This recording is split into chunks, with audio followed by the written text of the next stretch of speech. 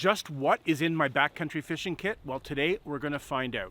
Hi, I'm Kevin and welcome to my channel. Today I'm going to divulge the secrets of what I bring for backcountry fishing. So this actually is not my backcountry fishing kit. This is my front country fishing kit. We'll get to the backcountry kit in just a minute. This is the kit that I bring when my buddy with a boat and trailer calls me up and says, "Hey Kev, let's go fishing." This is a pretty comprehensive kit, but really by those standards, it's pretty small. But as it is, it's still way too big for the backcountry. A backcountry fishing kit has to strike the right balance between weight and function. In just a quick minute, I'm going to show you what's in my backcountry kit and all the other gear that I bring. But first, let's talk about the types of tripping I do, where I fish, and the types of fish I'm targeting. I am very, very lucky to live here in northwestern Ontario where the fishing is excellent. Ontario has hundreds of thousands of lakes, and here in the north, very few of those lakes are stocked. Actually, they have very healthy, naturally reproducing populations. The further into the backcountry you get, the better the fishing gets. And folks come from all over the United States every summer to take vacation fishing trips right here because the fishing quality is so good. If you're familiar with my channel, you know that I like to do backcountry canoe trips, and I almost always do at least a little bit of fishing on those trips. So my fishing kit is designed for the types of fish that I'm likely to encounter and try and target when I'm on my canoe trips. Up here in northwestern Ontario, probably the most common fish that's targeted is walleye, locally known as pickerel. We do have a fair amount of bass in some of our lakes, and our deeper lakes tend to have lake trout. So I'm always prepared for those three species. Northern pike is also a very common species up here, but locals like me tend not to target them, but you do tend to hook into them when you're going after walleye or bass. If you're fishing on Lake Superior or any of its tributaries, you're going to find brook trout, rainbow trout, pink, coho, and Chinook salmon, but that's a completely different ball game. I'm going to stay away from that. I'm going to talk about the kit that I bring when I'm doing an interior canoe trip and I'm likely to encounter walleye, bass, or lake trout. So the fishing kit that I bring into the backcountry strikes the right balance between weight and function, and it also gives me the flexibility to target any of those three species. Let's go look at that kit.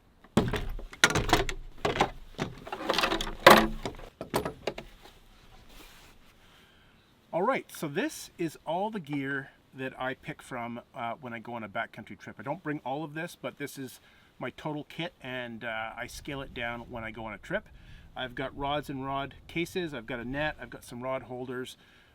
Those are sort of boat accessories, if you will, but this is my main kit right here. It's the right size for me for a backcountry trip. If you're doing a backpacking trip, you'd probably want to scale it down a lot more, but for a canoe trip, this is a handy size.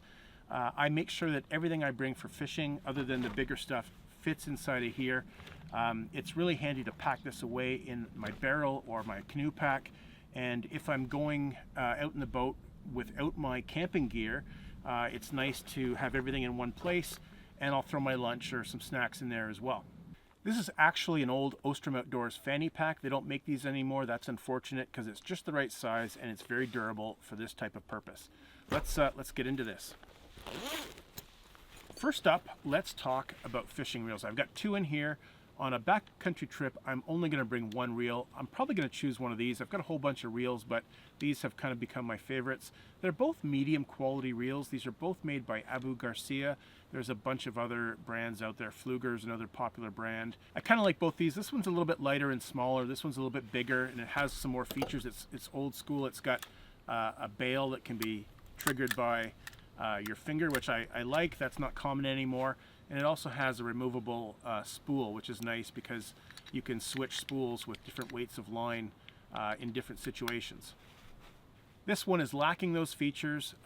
It's a little bit smaller and lighter, and sometimes that's what I would choose. Now when I pack away my fishing reels, you'll notice that this handle is really loose. I loosen this screw before I pack my fishing reels. That way the handle folds in and it's much less likely to break in your bag. Now how about line? What line do I bring?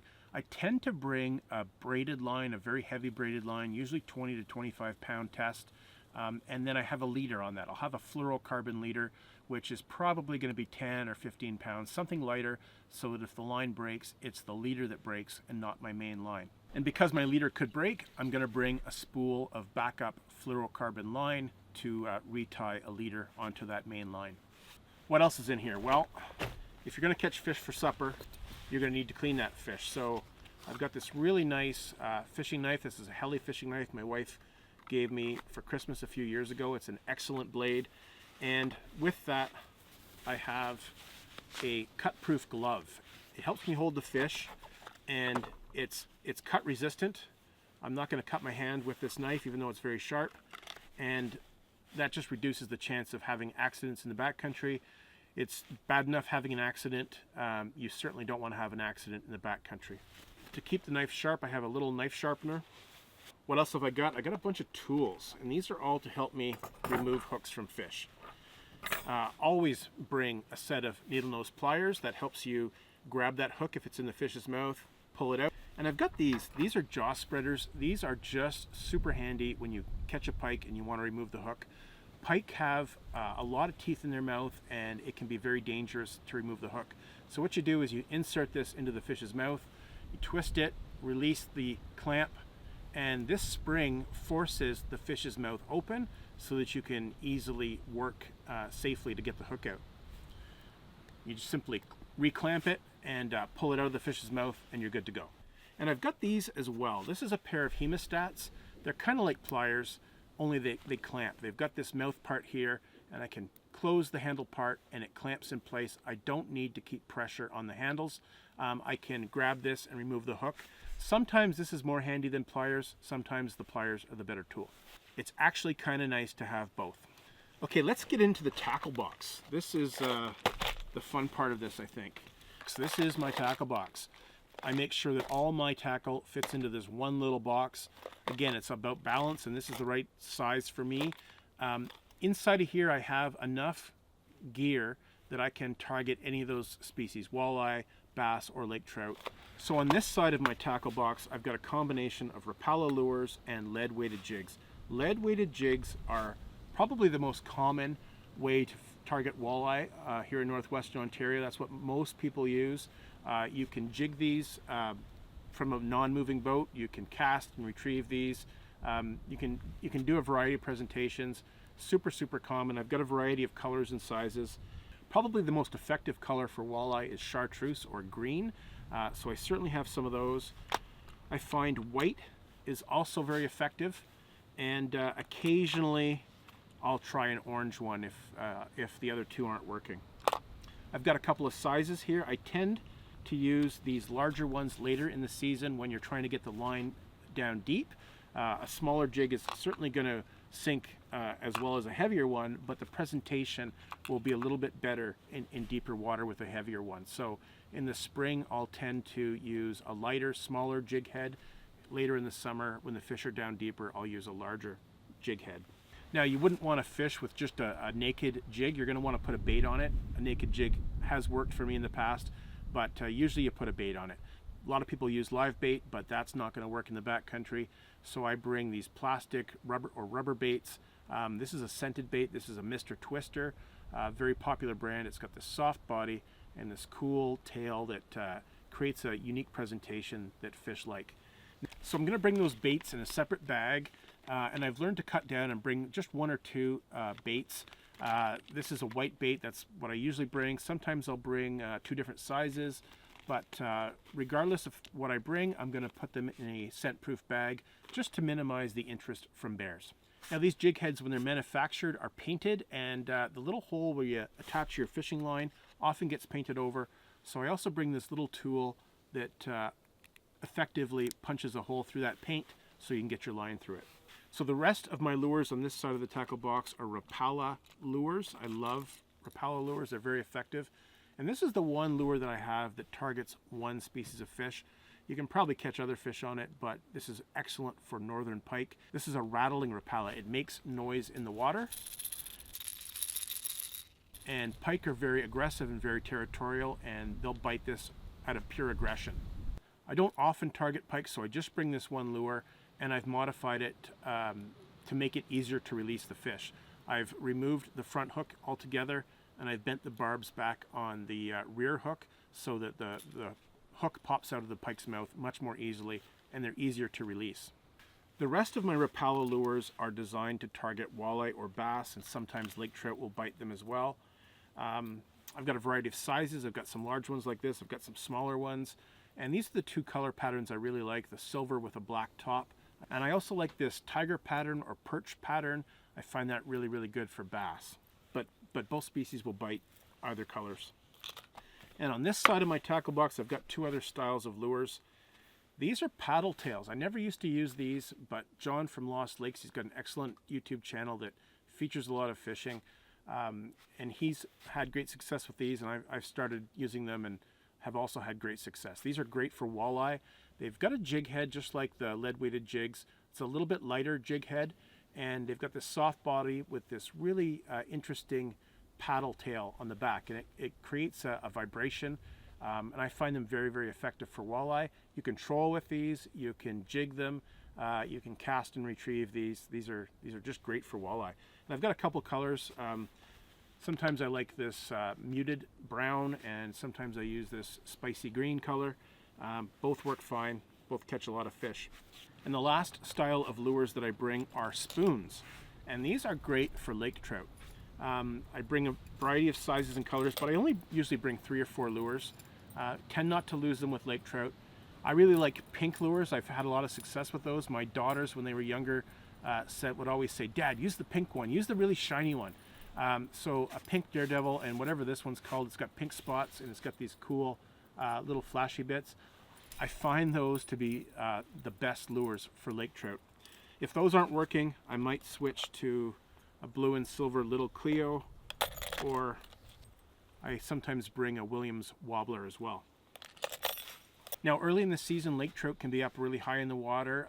They can be all over the water column actually, but if it's later in the season, they go down deep. And to help get my line down deep, I'm going to use one of these. This is called a Dipsy Diver. This is a little device. It's plastic.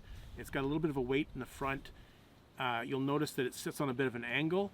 The idea is that you tie your main line onto this part here and you pull this through the water. As you do, it pulls your line down. And this swivel on the back is where you attach your leader, and your lure is going to be 3 or 4 feet behind that. That's really going to help get your lure down deeper in the water column. It's excellent late in the summer when the fish are down deeper. And the other thing I have in my tackle box are a variety of swivel snaps and wire leaders, and I've got a few split shots.